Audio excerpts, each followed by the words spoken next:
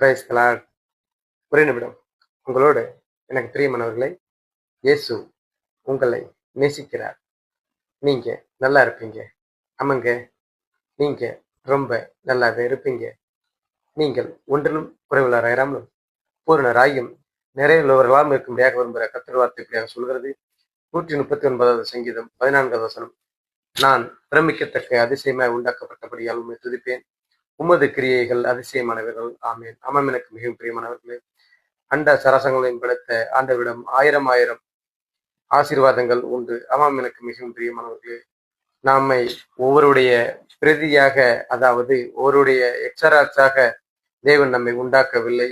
நம்மை ஒரிஜினலாக, அதாவது நமக்கு ஒவ்வொருவரையும் தனித்தனி திறமை உடையவர்களாக படைத்திருக்கிறார். ஆமாம், எனக்கு மிகவும் பிரியமானவர்களே, நீங்கள் தனித்திறமை உடையவர்கள். நீங்க ரொம்ப நல்லா இருப்பீங்க. நீங்க வாழ்வீங்க. ஆமாம்.